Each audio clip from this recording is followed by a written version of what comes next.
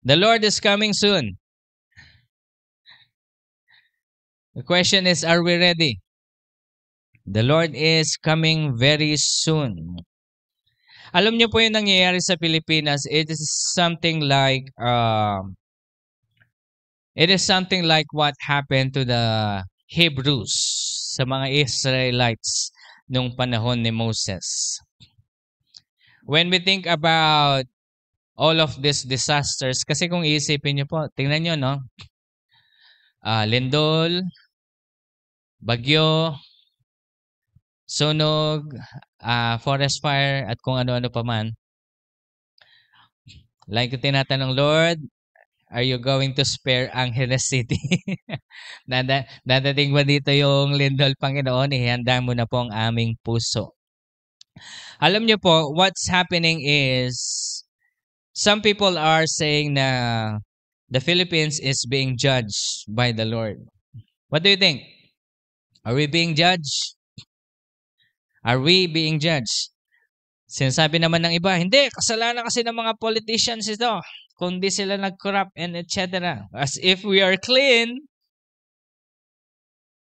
we talk like sila lang ang may pagkakamali. I am not defending them. What's wrong is wrong, and the judgment of the Lord will fall upon each and individual lives, not just the politicians, but also us, if we have deliberately practice iniquity. So parang ganito yan. When the Lord called Abraham in Genesis, tinawag ng Panginoon sa Abraham, go out from your father's house into the land which I'm going to lead you, for I will make you a great nation. Then Abraham did. He went out, lumabas siya, then eventually naging malaki sila.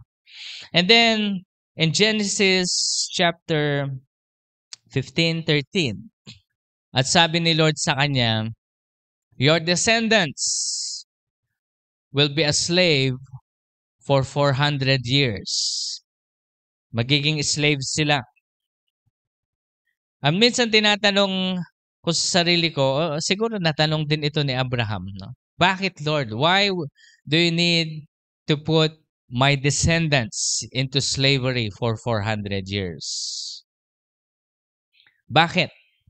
Bakit ba kailangan maging slave ng mga Israelites during those time? It's because ito ang tinatawag na paghubog ng Panginoon sa bawat isa sa atin. When we come into different trials and tribulations in life, we come into a place wherein God is actually molding us into His likeness. Hinuhubog tayo ng Panginoon. Sino hong may mahabang pangalan sa inyo? Halimbawa, di ba yung uso nun siguro, yung panahon ko, uso yung mga dalawang pangalan eh. Ang totoong kong pangalan, Aladin, Mark, Gamer, Ordilio. May Mark pa. Tapos meron akong kaklase nun, 3 yung pangalan niya. Umiiyak siya sa nanay niya na di ko makalimutan nito. Ikaw may kasalanan nito, binigyan mo ako ng mahabang pangalan. Habang sinusulat niya yung pangalan niya, umiiyak siya. Sino yung mga nagreklamo sa inyo dahil mahaba yung pangalan niyo? Tapos yung mga elementary kayo, nagre-reklamo kayo sa nanay, tatay niyo, bakit mahaba yung pangalan ninyo? But as we grow up, we realize na this is just something na normal, na kailangan nating matutong magsulat.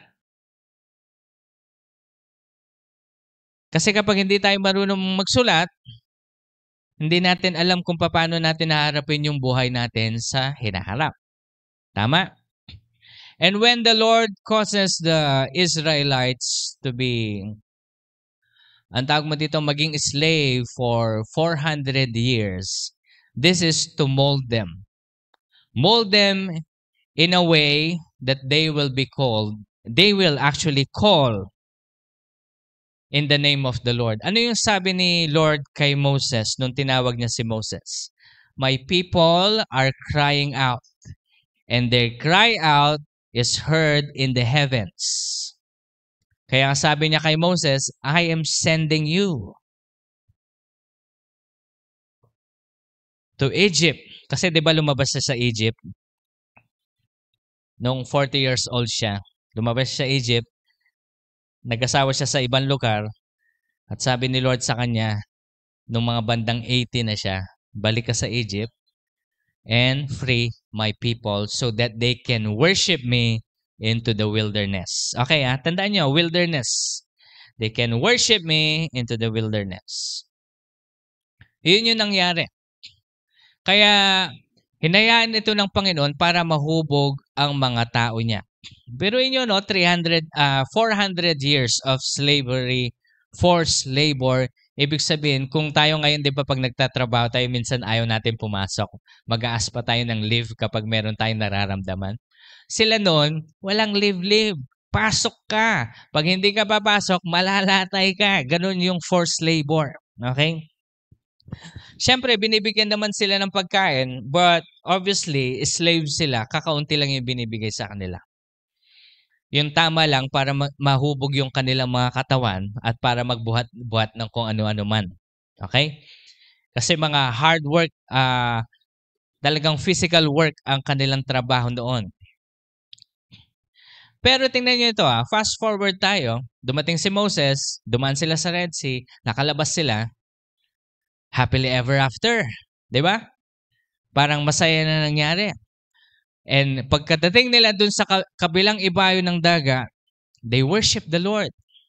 Meron pa nga silang sinulat na song na the Lord has delivered us from Pharaoh and from all of these things. But you know what? It only took 40 days and 40 nights for them to sin. Pero inyo, after going through certain miracles in life, dumaan ka sa Red Sea, nakita mo yung pillar of fire. Tapos nung nasa wilderness na sila, tingnan ito mabuti. Dahil nagutom lang sila, puro sila reklamo kay Moses.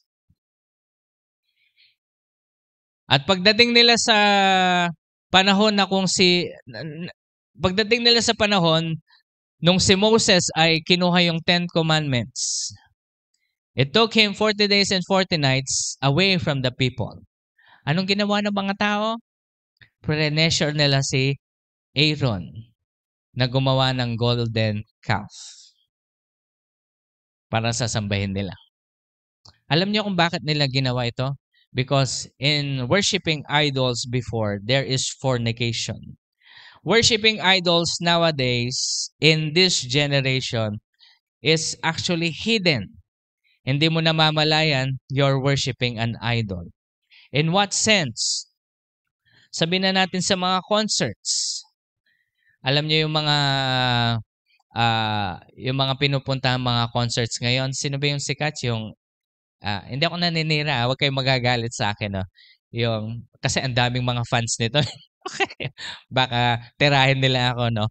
Ibig sabihin, alam ba yung SB19? Ano pa ba yung mga sikat na K-pop ngayon? Talagang kapag merong concert sa Pilipinas, talaga makikipagpatayan yung mga Pilipino, makalapit lang. Is that a sign of idolatry, Pastor? Actually, yes. It is. It is a sign of idolatry. Na to the point na kapag nakikita mong kumakanta yung isang tao tapos napapaiyak ka na, there's something wrong. Okay? Because that is actually an offering dapat na binibigay natin sa Panginoon. Okay? It's just one of 1,000. Many idolatry nowadays. And if you will see, it only took 40 days and 40 nights out of 400 years of slavery and suffering. It only took 40 days ng kalayaan. Sabihin natin freedom. 1, 2, 3, go. Ito yung problema. Because idolatry is hidden in the word freedom. Kaya nung nakalaya na sila, lagi ko po sinasabi sa inyo, In the way we cry out to the Lord, kung paano tayo humingit, naglulupasay, na kapag humihingi tayo sa Panginoon, kapag natanggap natin, ganun din dapat yung paglulupasay natin sa pagpapasalamat. Amen? When the Lord, actually, ito, personal to, when the Lord blesses me, I often look at the things, not just the things, but the moments, but also the iba-iba breakthroughs na binibigay ng Panginoon sa atin. I always remember na whenever I remember all of these things, I just praise the Lord in my heart. Hindi ko po kinakalimutan. Kaya ito, ang bawat isa sa atin, we are supposed to be in that position.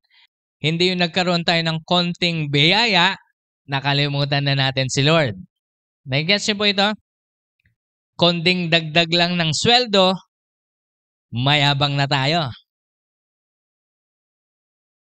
Konting prosperity lang, nakalimutan na natin si Lord. I've seen this many times and I'm telling you. Kaya mas mainam pa, sinasabi ko sa sarili ko, Lord, mas mainam pa yatang hindi na lang namin pinag-pray ito para yung kahirapan niya, siya yung maglalapit sa kanya sa iyo eh. Pero simula nung nagkatrabaho ito, hindi na bumalik sa church. Pastor, baka sinisingil mo ng tithes. Oy, tumigil kayo. Hindi ko kayo pinipersa mag-tithes. Huwag kayo mag-tithes pag ayaw nyo. Bahala kayo kay Lord. Okay? Yan sinasabi ko. But you see, we often forget the goodness of the Lord. The Israelites forgot the Red Sea. Forgot the pillar of fire. Forgot the 10 plagues. While Egypt is suffering the 10 plagues, sila sa Goshen, walang nangyayari. They forgot about that. But you see, ito yung nangyayari sa ating mga Pilipino.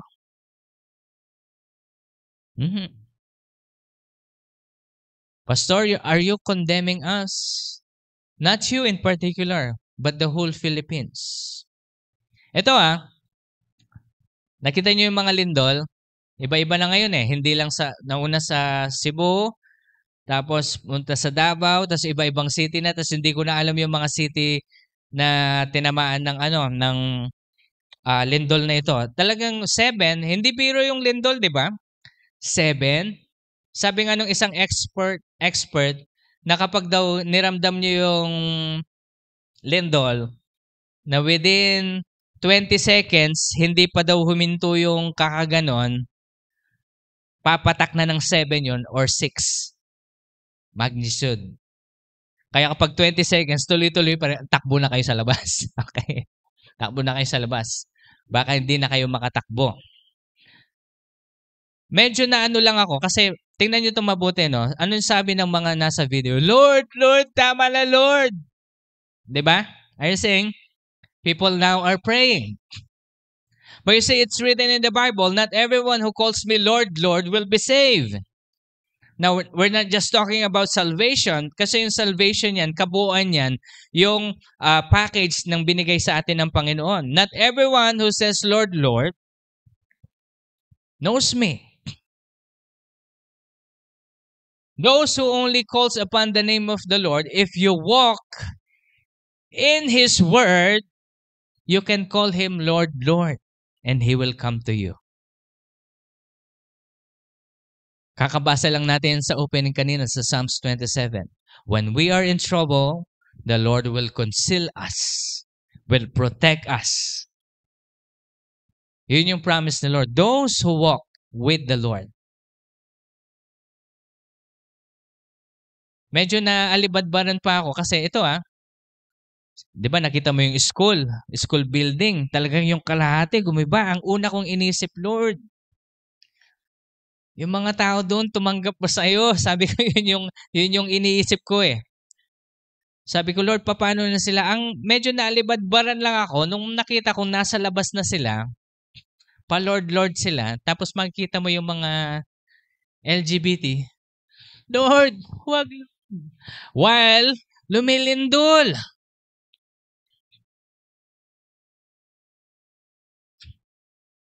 Bakit, pastor? May mali ba sa pagiging bakla? Sa pagiging tomboy? Malaki. The Lord says in His Word, they will not inherit the kingdom of God. Nakasulat to sa epistles ni Paul. Sabi niya nga doon, effeminate eh. Ano yung effeminate? Silais. Effeminate will not inherit the kingdom of God. Vice versa ito Hindi lang yung parang yung sinasabi ng iba na babae sila magdamit pero babae din yung gusto nila. Ganon yung vice versa nun. Pero sinasabi ng Panginoon, these people will not inherit the kingdom of God. And even if you call upon the name of the Lord, Lord, Lord, God will not hear you. Bakit, pastor? Wala bang mga Kristiyano doon sa city na yon? Marahil meron. Marahil wala. Whatever it is, all of these things are happening because it's not because a simple judgment na paparusahan ko kayo dahil may kasalanan kayo. Hindi ganun si Lord. But you see, when the Lord judges a land, it doesn't mean it's just a punishment. The Lord is actually calling us back to Him. Calling us back to repent. Kasi wala nang ano ngayon yung kasalanan eh. Wala nang kahihiyan eh. Alam niyo po nung elementary kami, ang tanda na ni Pastor, no? Elementary kami, kapag pumasok ka sa school na hindi kumpleto ang magulang mo, nakakahiya. Halimbawa, parents and teachers meeting, proud na proud ako kasi kasama ko nanay tatay ko. Pero alam niyo yung mga kaibigan ko, kakilala ko, mga kaklase ko, naiisa lang yung magulang nila kasi out of wedlock, iniwan ng asawa, hiyang-hiya sila. Maliliit to I'm talking about 7, 8 years old. Nahihiya sila dahil, buti ka pa may tatay ka. Ganun sila sa akin. Buti ka pa may nanay ka. Bakit nasan yung nanay mo? Sabi ni tatay ko, nawala na Nakakahiya. Pero ngayon, okay lang. 'Di ba?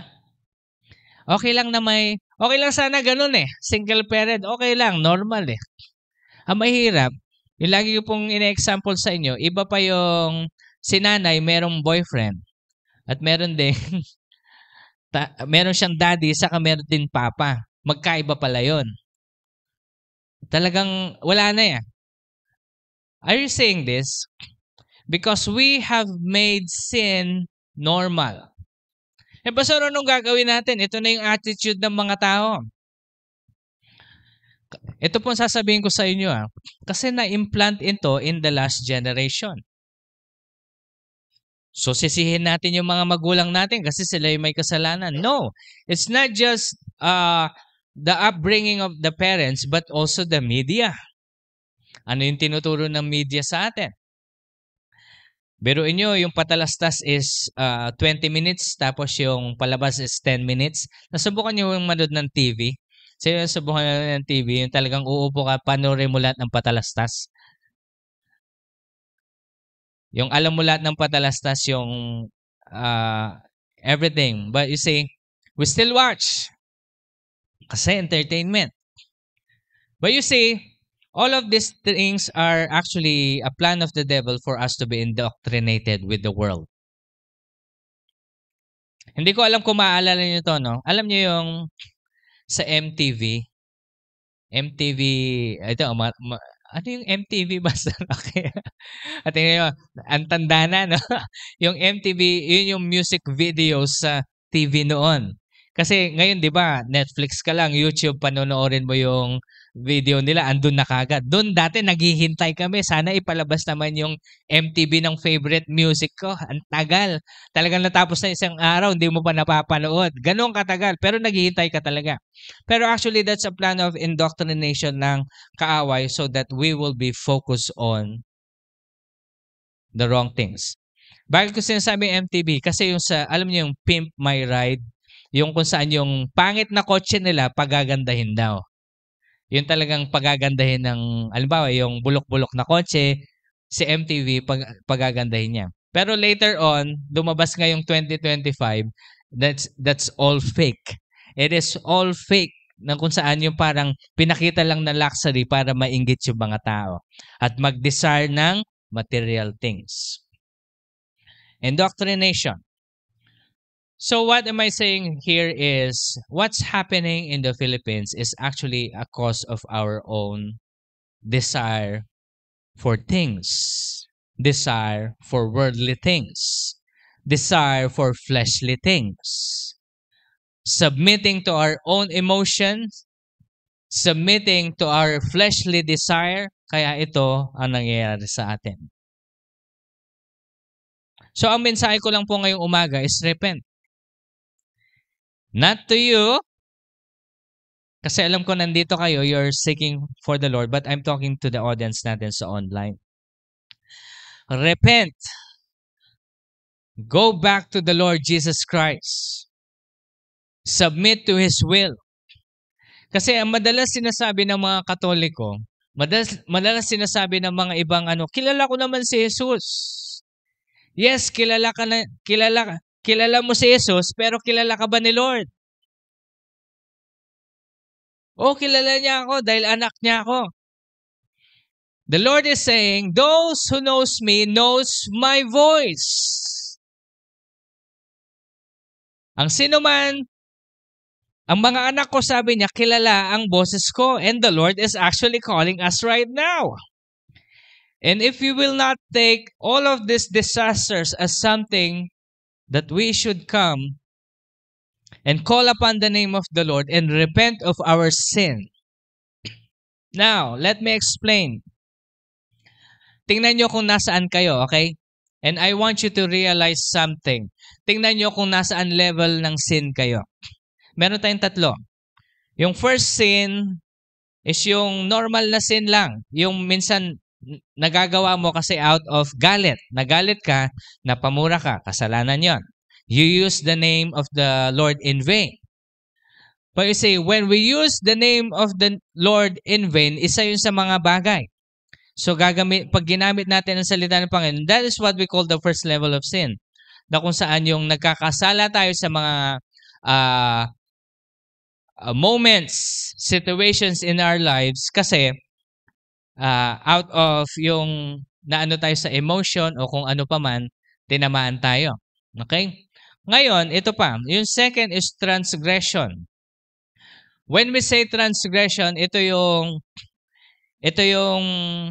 alam mo na yung salita ng Panginoon na sabi niyang bawal, pero ginagawa mo pa rin. Okay? Alam mo nung sinabi ni Lord, bawal, pero ginagawa mo pa rin. Halimbawa, isang bagay, no? Isang bagay na kasalanan, tinatawag natin transgression, is when you live in sin. Nagsasama kayo ng mag-asawa, hindi kayo mag-asawa, pero nagsasama kayo sa isang bubong, that is actually living in sin. Okay, assuming, makinig kayo mabuti, assuming that both of you knows God, knows the Word. Pero pastor, paano kapag isa lang? Pwede yun. Okay lang na magsama kayo, pero push your husband or your wife to get married.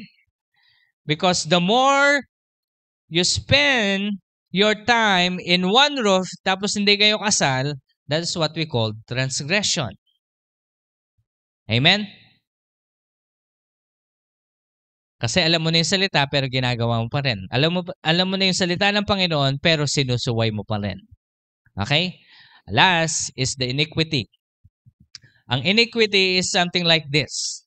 Isang example, halimbawa, nasa isang kumpanya kayo, tapos gusto mong ma-promote, tapos nakita mo yung kakulig mo na mas magaling sa'yo, ang gagawin mo niyan, sisiraan ko to kay boss. Malapit naman kami ni boss eh. Sisiraan ko to, makita mo. Ako yung mapupunta sa posisyon niya. Tapos ngayon magpaplano ka kung paano mo siya sisiraan. Titingnan mo yung social media niya, hahanapan mo siya ng mali. Boss, tingnan nyo, ito yung pinagagawa niyan. Ang tawag dyan, iniquity. Plan sin. Okay? Kaya kapag ikaw ay nagpaplano ka para sa destruction ng kakilala mo, nagpaplano ka, na halimbawa, mamaya wala namang makakakita. Manunod ako ng porn. Mamaya, manunod ako ng porn. Wala naman silang alam. Those are what we call iniquity. You planned it. Yun yung pinakamatindi. Pero all of these sins will put you in hell. Bakit natin pinag-uusapan ito? So that we will know where we are. So are you... Tanong ko po sa bawat isa nyo, wag kayong sasagot, sagutin nyo lang sa isip nyo. Because I don't want any condemnation inside this church. Dealings nyo yan kay Lord. Okay? Sagutin nyo sa sarili nyo. Nandun ka lang ba sa first level ng sin? Nasa transgression ka ba? O nasa iniquity ka? Where are you at? And I'm telling you right now, ang message lang ni Lord, repent! Lord, forgive me of my sins. Sabi ni David, cleanse me from my unrighteousness, from all of my transgressions, from all of my iniquity. And David actually asked forgiveness to the Lord, and the Lord forgave him. But see, even though the Lord will forgive us of our sins, hindi pa rin tayo makakaligtas sa tinatawag nating consequence. Ito nangyayari sa Pilipinas. Actually, hindi lang sa Pilipinas sa buong mundo.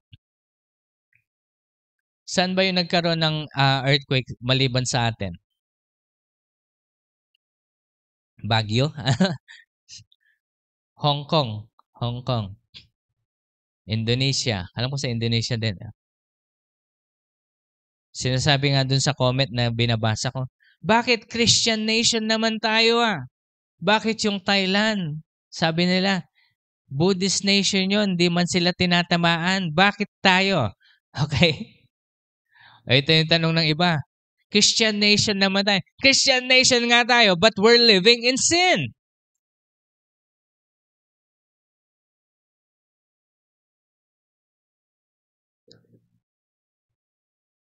We tolerate all the wrong things. Ang masama nito, pinapasa pa ng iba ang kasalanan sa kamara na para wag gawing batas. As such as what? Divorce. Napasa na ba yung divorce? Gusto pa nilang ipasa, abortion. Gusto pa nilang ipasa, Sogi Bill. Come on, people of God. It's enough. Pastor, wala naman tayong magagawa kung ito yung ginagawa ng mga ibang tao. Pero ito po, simulan natin sa ating sarili ngayon. Ano ba yung pwede kong gawin so that I will live in accordance to the word of the Lord? So that I will live for the Lord alone. Kahit sa atin lang. Kasi sasabihin ko po sa inyo, kung tatama man yung earthquake dito, God will save you. Ayaw nyo maniwala? Sino bang may bahay dyan at lupa? Diba? Imagine niyo pag nag-earthquake yan. Handa na ba kayo mawala yan? Lahat magsabi, wala mag-amen, pastor. Kasi hindi, ito, let me just give this thing to you. Do not be attached of any materials of this world. Amen. Meron kayong kotse, meron kayong bahay. Don't get attached to those things. Yung iba sa atin yan, naka-ready na Pastor, pag lumindol, ito na yung bag ko. Ito na yung bag for getaway. Andito na yung lahat, ang kailangan ko. Ano yan? Pero alam niyo what? My confidence is with the Lord. Sabi ko nga sa Panginoon, Lord, mawala man lahat ng mga ito, alam ko, ibabalik mo din ulit.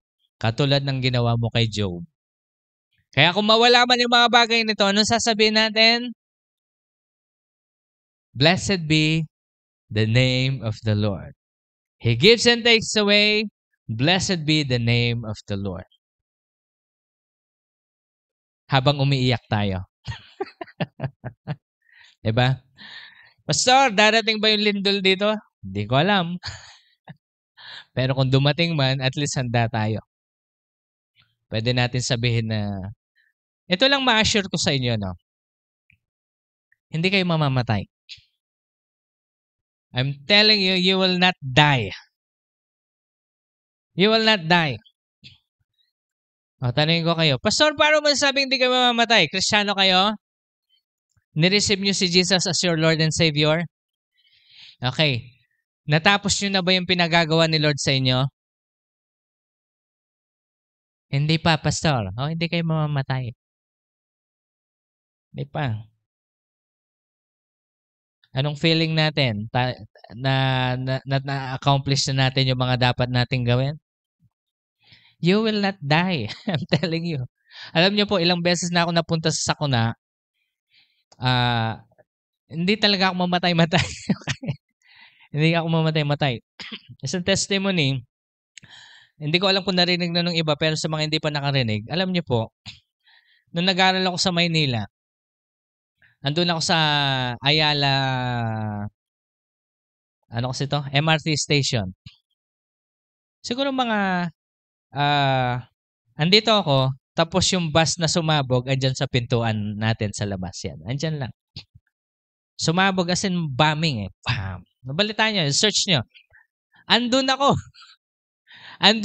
sa harap ng bus. Kitang-kita namin. Alam nyo po, nung pagkasabog nun, boom! Lahat ng nakapaligid sa amin duguan. Kami lang hindi. Uy! Okay ka lang? Takbo! Literal, takbo na lang kami kasi baka may sumunod pang sabog or whatever, no? Hindi kami namatay. Hindi kami nasugatan. Kasi ibiruin mo, nung pagkasabog nun, nakikita namin yung mga tao. Tao yun ah. Lumilipad. Alam mo parang boom. Nag-slow motion. But you see, God protects His people. God is not done yet with my life. Yes, the devil will still try to steal, kill, and destroy. But the plans of the Lord is to give us life and give us in abundance the full till it overflows. So one thing what we must keep in our heart that God is going to protect His people. Question po sa bawat isa. Do you believe that you are a part of God's people? Ang sabi ng Panginoon, sino man tumanggap sa akin bilang Diyos at tagapagligtas, ako'y mananatili sa kanila. I will protect them, says the Lord. I will bless them. And even so, kung if the Lord is going to take us from this world, be glad because we are actually going home. Kung papansinin niyo po sa ating panahon ngayon, it is no longer normal. Wala na yung normal things eh. Hindi na normal yung mga nangyayari sa mundo. Sabihin na natin sa nature pa lang hindi na normal. Biruin nyo, ngayon lang tayo nakaranas sa isang buwan, ilang bagyo? Tuloy-tuloy yan. Ang nangyayari ngayon, di ba? May kasabay pang lindol. Buti sana kung sakuna lang eh. May kasabay pa na corruption. May kasabay pa na mga krimen ng iba't ibang klase. And what's even worse, Christians are being persecuted all over the world. We are being persecuted. Most persecuted religion. It's not actually about the religion kasi nakikita ng kaaway na yung epekto ng Christianity sa mga tao is ibang klase. Remember, if the Lord's blood is upon you, you are protected. You are protected by any curse or anything that the world can offer. Sinabi sa Bible, there will be weapons. No weapon forms against you shall prosper. Okay? There will be weapons that will be formed against us, but they will not prosper. Yun yung promise ng Panginoon sa bawat isa sa atin. Kaya we should not be moved. Ang pinopoint out ko lang po dito is, Pastor, anong gagawin natin bilang Kristiyano?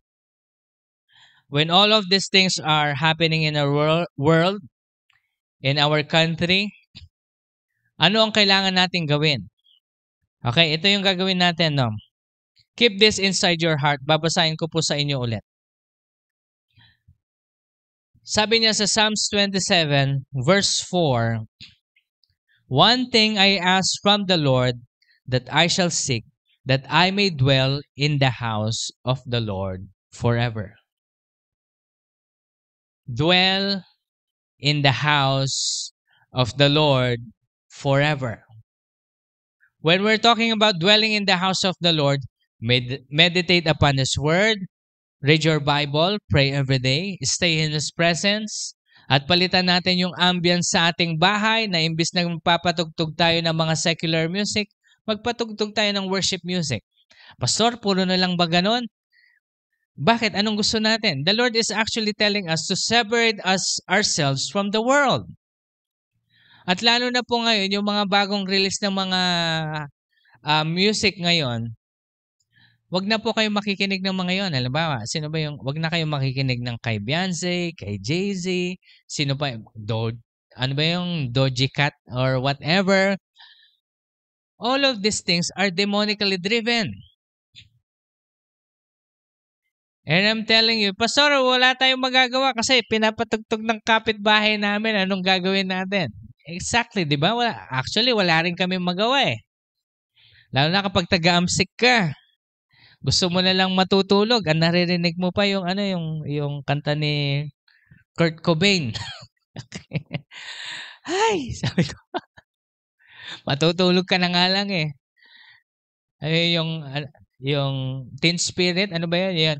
Pinakikinggan namin dati yun doon eh. Pero alam mo yun, Kristiyano na tayo ngayon eh. Nostalgia na lang sa akin pero parang nasisira yung espiritu ko. Iba talaga yung iba talaga. Kaya minsan kapag gano'n, earphones na lang ako. So, magpapatugtog ako ng music, ng worship. Okay, yung mga instrumental lang na worship song because this will actually bring you to the presence of the Lord. Ayoko kasi yung matutulog ka tapos yun yung mga last na napakinggan mo. Iba yung mapapanaginipan mo eh. Nasubukan nyo na ba yan? Yung alam ba, nagbibidyo ko yung kapitbahay niya. Yung favorite nila, yung sayang na sayang. Okay. Number 1 yan sa list eh. Sayang na sayang. Sayang talaga. Sayang talaga ang oras. Dapat natutulog na ako. Alam mo yun? Pero nakatira tayo sa AMSIC. Wala tayong magagawa. Ganun talaga.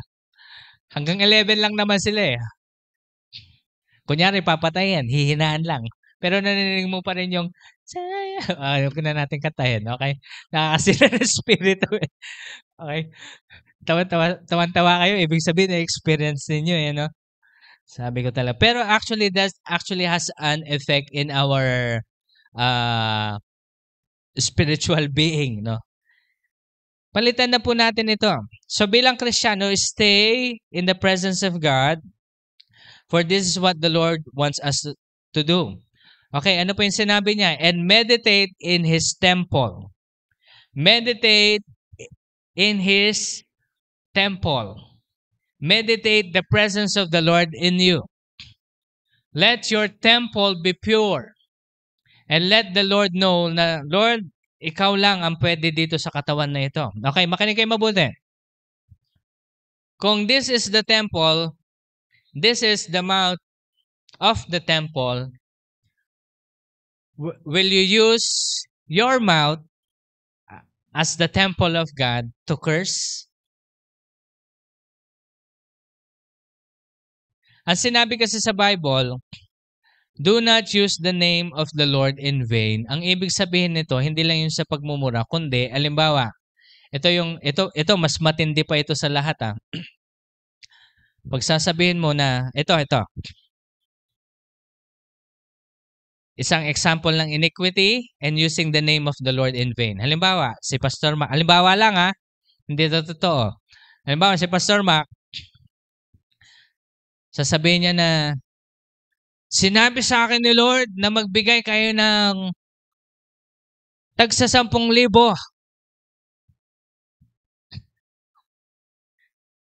Pero in my mind, kukulimbatin ko ito sa akin to. Yun ang tawag sa tinatawag nating malupit na kasalanan na using the name of the Lord in vain. Halimbawa sa social media ngayon, sinabi sa akin ni Lord, ang daming prophet sa social media. Sinabi sa akin ni Lord, sabi niya ganyan, na darating, magra-rapture na sa October, ano yun na yung sinabi nila? Hindi nangyari.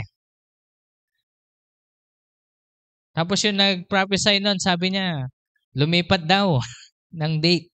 Kasi daw iba yung Jewish, ano daw yung sinusunod niya, Jewish, come on!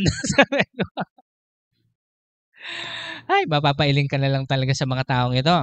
They are using the name of the Lord in vain. Alam niyo ba itong nag-prophesy na ito, na darating daw si Lord, nakakuha siya ng madaming subscriber. Nakakulimbat siya ng madaming pera. Ang dami naniwala sa kanya. Ang dami nag-donate sa kanya. And I'm telling you, it's all self-gain. And that is actually using the name of the Lord in vain. Amen? Huwag natin gagamitin ang pangalan ng Panginoon. Sasabihin mo sinabi sa Bible pero hindi naman sinabi sa Bible para lang mapasunod mo yung asawa mo. Mapasunod mo yung mga anak mo. Alam niyo, lagi sinasabi sa amin ni Mami, no? Na, ano kasi tawag dito? Ano yung sa kanin? Kapag hindi ka daw kumain ng gabi, kasi ayaw namin kumain ng gabi malilit na bata. Hindi kumain ng gabi, gigising ka daw. Lalabas daw yung kaluluwa mo, tapos pag binuksan niya yung, ano yung pamahiin, bubuksan ng kaluluwa mo yung yung lalagyan ng kanin. Tapos daw pagkasara mo, hindi ka na daw makakabalik sa katawan mo. Sabi ko kay Mami, Mami, di naman nakasulat sa Bible yan. Sabi ko, sabi ko, kumain ka na lang. Hindi, para mapasunod lang tayo. Alam niyo yun? Pero alam niyo po, wag natin gawin yun because we are using the name of the Lord in vain, and that's how we are sinning. But you see, it's not just about all of the sins, transgression. Ang sinasabi ko lang po is let's repent and move in accordance to the will of the Lord. And how are we going to do this is to stay in God's presence. Manatili tayo sa loob ng presensya ng Panginoon. I-desire natin. Pastor, paano kapag wala kang desire? Wala kang desire na mag-stay sa presence ng Panginoon. Ano yung dapat natin gawin? Ano yung dapat natin gawin? Learn by your situation. Kasi may problema. Sige, sabihin natin, sinong may problema sa inyo, magsabi ng amen. O, 'di ba? Lahat tayo may problema. Yung problemang 'yan, ginagamit 'yan ng Panginoon so that we can get closer to Him. Okay? Hayaan niyo yung problema na 'yan ang mag-cause sa inyo na lumapit sa Panginoon. Ito nga yung revelation ni Lord sa amin nung isang Saturday. If your problem doesn't cause you to kneel down, fast, and pray, what will? It's more like the Lord is saying, do you want more? Gusto nyo pa ba ng matindi pang pagsubok para lang kayo lumuhod, manalangin, mag-fasting? Is God forcing us to fast and pray? Yes, because the Lord wants you to get closer to Him. Pero minsan, alam nyo, iniisip ko, Lord, ang pangit naman dahil may kailangan lang kami sa inyo, doon kami lalapit. And then I actually realize, all of these things are happening in our lives. Halimbawa, may sakit tayo, kulang tayo sa pera, madami tayong pangangailangan sa buhay, may mga sitwasyon tayo sa buhay, sometimes we just cry out to the Lord. Pero alam niyo po, ang gusto lang naman ni Lord, lumapit ka anak, dahil alam ko yung gagawin ko para tulungan ka. Okay, now I want you to think about your problem, and let me tell you the truth. If that problem is not going to cause you to kneel down, fast, and pray, what will? Kaya nga may earthquake. Hahayaan pa ba natin dumating yung earthquake dito bago tayo lumuhod sa Panginoon? Lord! Hindi, ganito lang. Suggestion ko lang po sa bawat isa, no? Lapit lang kayo kay Lord. Talk to Him casually. Kung paano kayo makipag-usap sa ibang tao, just talk to Him. Just sit inside your room. Walang ibang tao. Tabi nyo muna yung cellphone ninyo. Kausapin nyo si Lord. Lord, ito yung sitwasyon ko sa buhay. After nyong sabihin yung sitwasyon nyo sa buhay sa Panginoon, magbasa kayo ng konting verse in connection to your problem. Kasi meron palagi yan. And then just sit down and enjoy the presence of the Lord. Magpatugtog kayo ng something that will cause you to come into the presence of God. I'm telling you, the Lord will speak to you. I experienced it many times. At sa tuwing napupunta ako dun sa devastation ng situation ng buhay, I always come into the presence of the Lord. I always dwell inside His presence. Call upon His name. Kasi eventually, alam niyo po, when the Lord embraces you, magkakaroon kayo ng kapayapaan. Kapayapaan na pwede nyo sabihin na, Lord, with all sincerity in my heart, kaya kong sabihin sa inyo, kahit na mawala lahat ng mga ito, I will still trust the Lord. We will cry. Katulad nung nawala yung building namin, we cried. But eventually, naging kalyo ka sa kakaiyak, napagod ka na sa kakaiyak, sinabi mo sa Panginoon, sige Lord, bahala ka na Lord. At nung sinabi namin yon, na bahala na si Lord, then eventually, look at this, we're still progressing. In fact, itong school year ang pinakamadaming estudyante namin. Hallelujah! Because God is good. Amen? So, yun po yung suggestion ko po sa bawat isa. Just come into the presence of the Lord. Stay in Him. And He will lead you. Alam niyo po sa verse 11, sabi ni David dito, teach me your way, O Lord, and lead me to a level path because of my foes. Look at this. Do not deliver me over to the desires of my adversaries, for false witnesses have risen against me. As such, breathe out violence. False witnesses rise against me. Nangyayari na sa panahon ni David. Sa palagay niyo yung mga nangyayari ngayon, hindi pa nangyari sa panahon ni David? Look at this. Isa sa mga false witness is yung nangyayari ngayon sa Israel sa Gaza. And later on, malaman-laman natin na yung, hindi ito conspiracy. It's the truth. Na parang, alam niyo yung sa 9/11 ng Amerika, yung sa Twin Tower, na sabi ni Amerika nilulusob sila ni Iraq. Pero si Amerika talaga yung nagpasabog nun para mag-ignite lang ng war. Alam niyo yung October 7, nung nilusob daw ng panahon ng mga celebration ng Israel, nilusob daw sila ng Hamas. Pero yung mismong mga yon ay galing sa Israel. So that they could start a war. Ito yung sinasabi ni David na false witness. Pastor, Israel naman sila. Look at me. Not every reign ng Israel is righteous. In fact, iilan lang sila, di ba? Si Hezekiah, si David, si Solomon. But there are kings who are workers of abomination. Ibig mo bang sabihin, Pastor, yung ano ngayon ng Israel is, we don't know. Because why are you doing this?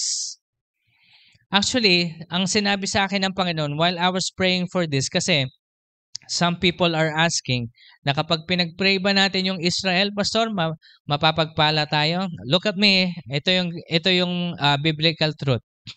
Yes, we pray for Israel, but not for the government of Israel. Kasi yung government ng Israel, they practice LGBT. Meron silang LGBT time. Meron silang abortion. Come on. We're not supporting this.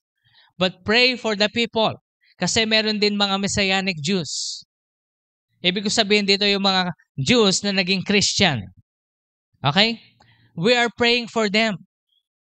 Sila yung pinagpipray natin as a nation. Amen? Kaya wag kayong, Pastor, ano ba tayo? Free Palestine? No! Free everyone! Come on!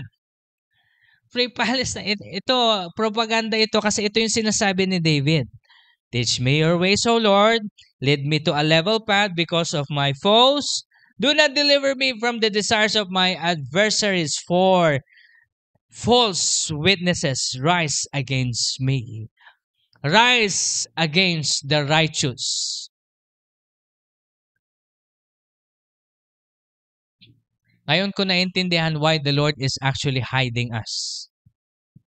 Iba kasi yung ministry natin, people of the Lord. And I'm just telling you that God is going to help us rise up one day. We will rise up as a ministry. Ang revelation nga sa atin ng Panginoon, this ministry will rise up to the point that our government will be against us. And of course, yun man ang plano ng kaaway, may plano pa rin si Lord sa atin lahat. And God is going to bless us. And people of the Lord, I cannot do this alone. Kasama po kayo. Amen? Sabihin natin, hindi man kayo yung mga magiging anak ninyo. Because they are the future. Ito ang future ng ministry na ito. And I'm telling you the truth, those who endure up to the very end will be saved. Amen? Endure being a part of the love of Christ sa pagiging Kristiyano. Hindi yung enduring lang dahil nagtitiis ka. No. Enduring with the Lord and with His Word in your life. Amen? Yun yung endurance.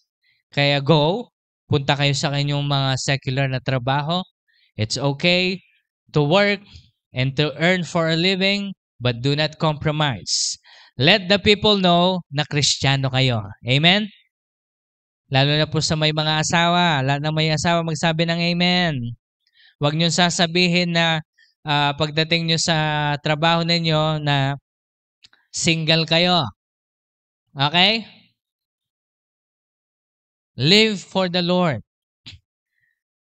Tapos kapag kayo ay Kristiyano dito, pagdating sa trabaho, hindi kayo Kristiyano, hindi pwede yon. That is compromising. Okay, you are sinning against the Lord, you are not walking in His ways, hindi pa rin pwede yun. Kaya dapat, even in our workplace, everyone must know. Sabi mo sa katabi mo, dapat alam nilang Kristiyano ka, okay? Dapat alam nilang Kristiyano ka. Okay? Sige po, lahat po tayo makakatayo na sa presensya ng Panginoon. Hallelujah.